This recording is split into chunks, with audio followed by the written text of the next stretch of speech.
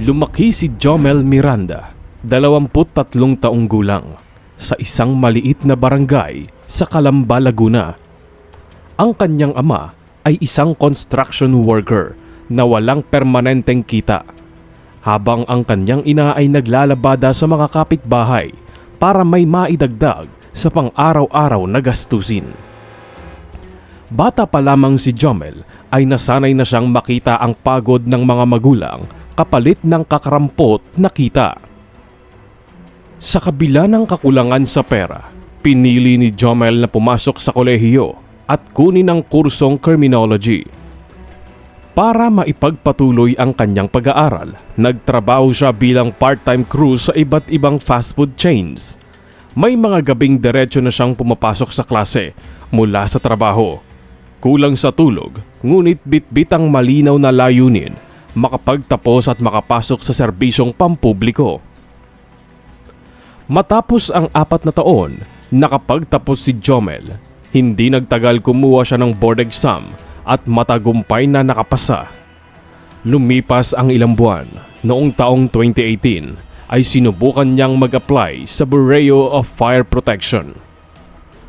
Dumaan siya sa masusing proseso, written at medical examination, physical test, background check at mahigit 3 buwang training na puno ng disiplina at sakripisyo. Sa bawat araw ng pagsasanay, iniisip ni Jomel ang sakripisyo ng kanyang pamilya. Ang bawat pagod ay tinanggap niya bilang hakbang papalapit sa pangarap. Hanggang isang umaga, lumabas ang opisyal na listahan ng mga natanggap. Kasama roon ang kanyang pangalan. Sa kanilang munting bahay, nagtipon ang pamilya. Walang engrandeng handaan ngunit puno ng saya at pasasalamat. Para kay Jomel, ang pagkakalista ng kanyang pangalan ay hindi lamang pagtanggap sa trabaho. Ito ay patunay na may bunga ang mga gabing walang tulog at ang mga taong puno ng pagtiis. Hindi niya alam na ang tagumpay na yon ay pansamantala lamang at ang mas mabigat na pagsubok ay paparating. 1 linggo pa lamang ang lumilipas mula nang magsimula ang orientation ni Jomel sa tanggapan ng Bureau of Fire Protection. Araw-araw siyang pumapasok ng umaga, tahimik na nakaupo sa bahay ng mga bagong aplikante, nakikinig sa mga patakaran, tungkulin at responsibilidad ng pagiging bahagi ng ahensya. Ngunit isang umaga, habang nasa bahay, nakatanggap siya ng tawag mula sa isang numerong hindi pamilyar. Ilang segundo matapos sagutin, nagbago ang daloy ng kanyang mga iniisip. Ipinabatid sa kanya na may naganap umanong clerical error at pansamantala siyang inalis sa opisyal na roster ng mga natanggap. Hindi niya agad naunawaan ang ibig sabihin. Wala siyang naalala ni isang pagkukulang sa training. Wala ring natanggap na abiso tungkol sa anumang problema. Agad siyang tumawag sa opisina upang linawin ang sinabi. Ngunit sa bawat tawag, iba't ibang empleyado ang sumasagot. Ipinapasa siya sa ibang linya, pinapahintay at pinapabalik-balik. Makalipas ang ilang oras, may isang empleyadong nagsabi na may inaayos lamang sa papeles at may paraan pa raw upang maibalik ang kanyang pangalan sa listahan. Sa gitna ng pagkalito, ipinakilala si Jomel sa isang opisyal na may mas mataas na posisyon. Ang opisyal ay kinilalang si Officer Antonio Alcaraz. Sa unang pag-uusap, may hinahunang tono at tila pormal ang pakikitungo. Ngunit unti-unting lumitaw ang tunay na pakay ng pag-uusap. Ipinabatid kay Jomel na may puwang paraw upang maisama siya sa roster ng mga matatanggap sa ahensya. Ngunit may kapalit na lagay mula sa mismong bulsa ni Jomel. Ilang sandali pa, malinaw na binanggit ang halaga. 50,000 piso. Nanlamig ang mga palad ni Jomel. Ang halagang yon ay katumbas ng ilang buwang kita ng kanyang ama. Wala siyang gaanong pera at higit sa lahat, alam niyang hindi yun bahagi ng tamang proseso. Ngunit sa sandaling yon, malinaw na ipinaramdam sa kanya na ang pangarap na pinaghirapan niya ay maaari palang mabura sa isang tawag at maibabalik lamang kapalit ng bayad. Hindi agad nakatulog si Jomel ng gabing yon. Paulit-ulit sa kanyang mga salita ang kanyang narinig. Ilang buwan siyang nagsanay, nagtiis sa pagod at naghintay sa resulta ng bawat pagsusuri. Alam niyang pumasa siya. Alam niyang walang kulang sa kanyang papeles. Ngunit sa kabila nito, isang tawag lang ang naging katumbas upang alisin siya sa listahan. Habang tumatagal, mas lumilinaw sa kanya na hindi siya nag-iisa. Sa mga sumunod na araw, palihim siyang nakipag-usap sa ilan sa mga kasabayan niyang aplikante. Dito niya unti-unting nalaman na may kapareho siyang karanasan. May ilan ding tinawagan, inalis sa talaan at inalok ng paraan upang maibalik ang kanilang posisyon kapalit ng malaking halaga. Bumalik si Jomel sa kanilang bahay sa Calamba at isinalaysay ang lahat sa kanyang mga magulang. Tahimik na nakinig ang ama. Ang ina naman hindi napigilang mapaiyak. Hindi lamang dahil sa halagang binanggit, kundi dahil sa uri ng laban na biglang inilapag sa harap ng kanilang anak. Wala silang ipon, wala silang ari-ari ang maaaring isanla, ngunit higit sa lahat, malinaw sa kanila na mali ang hinihingi ng opisyal. Sa gitna ng kanilang pag-uusap, nagpasya si Jomel na huwag magbigay ng kahit anong alaga. Hindi dahil sa walang pera, kundi dahil ayaw niyang simula ng prosesong pinangarap niya sa isang kasinungalingan. Sa halip, nagpasya siyang mag-ipon ng ebidensya. Bumili siya ng maliit na audio recorder gamit ang natitirang pera mula sa kanyang part-time work. Inaral niya kung paano ito gamitin at itinago sa bulsa ng kanyang polo. Ang plano niya ay simple ngunit mapanganib. Bumalik at muling makipagkita kay Officer Alcaraz. Magpanggap na handang makipag-usap at i-record ang lahat. Makalipas ang ilang araw, muling nagtungo si Jomel sa opisina. Nagpaalam siyang nais niyang linawin ang kanilang naging usapan at alamin ang mga sumunod na hakbang. Sa sandaling yon, hindi na lamang sariling pangarap ang nakataya. Kasama na rin ang posibilidad na kalabanin ang sistemang matagal ng tahimik na gumagana sa likod ng mga pinto ng isang ahensyang inaakala niyang tagapagtanggol ng bayan. Tahimik ang pasilyo ng opisina nang muling bumalik si Jomel. Walang nakakaalam na sa loob ng kanyang bulsa ay may maliit na recorder na handang magtala ng bawat salitang bibitawan sa loob ng silid na kanyang papasukin. Maingat ang kanyang kilos, maingat din ang kanyang pananalita. Sa muling pag-uusap nila ni Officer Antonio Alcaraz, naging malinaw ang direksyon ng usapan.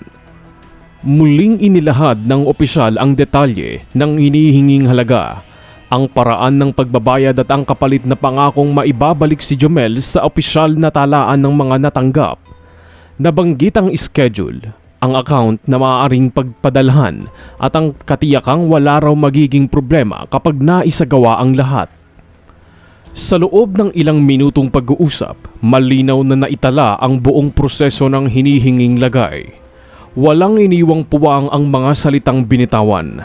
Nasa recorder ang eksaktong halaga, ang kapalit na pabor at ang kumpirmasyon na ang pagpasok sa serbisyong ito ay maaari palang bilhin. Paglabas ni Jomel ng opisina, hindi agad humupa ang kabog ng kanyang dibdib. Alam niyang sa puntong yon ay may hawak na siyang bagay na maaaring magpabago, hindi lamang ng kanyang kapalaran, kundi pati ng takbo ng buhay ng iba pang aplikanteng nakaranas ng parehong sitwasyon. Hindi siya dumiretso sa bahay, sa halip nakipagkita siya sa dati niyang guro sa kolehiyo, isang taong matagal na niyang ginagalang at alam niyang may koneksyon sa mga ahensyang nag-iimbestiga ng katiwalian. Doon niya unang ipinarinig ang recording. Tahimik na pinakinggan ng guro ang bawat detalye. Mula roon, tinulungan si Jomel na makipag-ugnayan sa tamang tanggapan.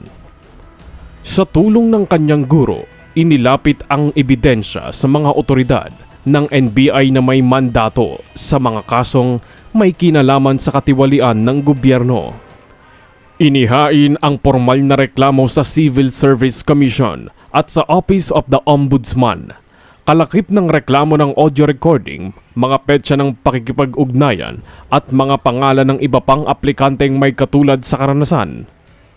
Sinimulan ang formal na investigasyon. Sa mga sumunod na linggo, ilang beses pinabalik si Jomel upang magbigay ng detalyadong salaysay. Inilahad niya ang buong proseso ng aplikasyon. Ang biglaang pagtanggal sa kanya sa roster at sa mga sunod-sunod na nakipag-ugnayan na nauwi sa pangingikil. Hindi nagtagal kumilos ang mga kinauukulang ahensya mula sa isinampang reklamo. Sinimula ng tahimik ngunit masusing investigasyon. Isa-isang tinawag ang mga aplikanteng nakasama ni Jomel sa parehong batch. Marami ang unang nag-aalinlangan ngunit nang malaman nilang may ebidensya na, unti-unti nang lumitaw ang mga kaparehong kwento. Ang iba ay umaming nagbayad ng malaking halaga upang masigurado ang kanilang pagpasok. May ilan ding umatras dahil hindi kinaya ang hinihinging pera. Sa bawat salaysay, nabubuo ang larawan ng isang sistemang matagal nang gumagana sa likod ng mga opisina. Dahil sa bigat ng ebidensya, pansamantalang sinuspinde si Officer Antonio Alcaraz kasama ang ilan pang empleyadong lumitaw sa mga testimonya. Pinagbawalan muna silang pumasok sa tanggapan habang isinasagawa ang formal na pagdinig. Kasabay ng suspension, inilunsad ang lifestyle check, sinuri ang mga bank records, ari-arian, sasakyan at mga transaksyon ng mga nasasangkot. Dito unti-unting lumabas ang mga hindi tugmang detalye. Mga ari-ariang hindi maipaliwanag ng kanilang sahod, mga biglaang deposito at mga gastos na hindi tugma sa opisyal na kita. Habang lumalawak ang kaso, lalong tumitibay ang pinanggalingan ng reklamo ni Jomel. Ang simpleng recording ay naging mitya upang mabuksan ang isang sistemang matagal na umanong nagtatago sa likod ng mga papeles at pirma. Para kay Jomel, kasabay ng paglabas ng balita ang pagdating ng matinding pagsubok. May mga tumawag na hindi nagpakilala. May mga pagbabanta at paalala na mas mabuti raw kung tumahimik na lamang siya. Ngunit sa kabila nito, hindi na siya umatras. Makalipas ang ilang buwan ng pagdinig at masusing investigasyon, inilabas ang desisyon ng mga kinauukulang tanggapan. Marso taong 2019, pinatalsik sa serbisyo si Officer Antonio Alcaraz kasama ang ilan pang opisyal na napatunayang sangkot sa iligal na bentahan ng posisyon. Kasabay nito, sinampahan sila ng mga kasong kriminal at administratibo kaugnay ng extortion, grave misconduct at paglabag sa mga patakaran ng serbisyo publiko. Ang mga ebidensyang iniharap, mga audio recording, bank records, testimonya ng mga aplikante at resulta ng lifestyle check ay naging sapat upang patunayan na matagal nang umiiral ang sistemang kanilang pinapatakbo. Isa-isa ring inirekomenda ang pagsasampa ng kaso laban sa mga tumanggap at nagbayad kapalit ng pwesto upang tuluyang matigil ang ganitong gawain. Naging maugong ang pangalan ni Jomel dahil sa ginawa nitong hakbang at katapangan. Sa pamamagitan ng guro na unang tumulong sa kanya na ipasa ang kanyang papeles sa isang unit na nangangailangan ng mga kabataang may kakayahan sa investigasyon at dokumentasyon. Matapos ang ilang serye ng panayam at background check, inalok si Jomel ng posisyon bilang intelligence aide sa NBI. Tinanggap niya ang alok ng walang pagdadalawang isip. Para sa kanya, ito ay isang pagkakataong manatili sa landas ng paglilingkod at paglaban sa katiwalian. Sa bagong tungkulin, unti-unti niyang natutunan ang mundo ng dokumentasyon, surveillance support at case build-up. Dito rin niya nakilala ang iba pang empleyadong may kaparehong kwento. Mga pumasok sa serbisyo hindi dahil sa koneksyon o lagay, kundi dahil sa kakayahan at paninindigan. Naging inspirasyon si Jomel sa ilang aplikante at estudyante ng criminology na nakakaalam ng kanyang ginawa. May mga lumalapit upang magtanong, humingi ng payo at magbahagi ng sarili nilang karanasan. Sa bawat kwento, mas tumitibay ang kanyang paniniwala na hindi nasusukat sa posisyon ang tunay na tagumpay. Sa huli, naiwan ang isang malinaw na aral. May mga pagkakataong mas madaling manahimik at sumunod sa bulok na sistema. Ngunit may mga taong pipiliing tumayo kahit mag-isa upang ituwid ang mali. At sa paninindigan ni Jomel, hindi lamang isang posisyon ang kanyang pinaglaban, kundi ang dangal ng isang pangarap na ayaw niyang madungisan ng kasinungalingan. Maraming salamat po sa panonood at pakikinig, mga kakosa.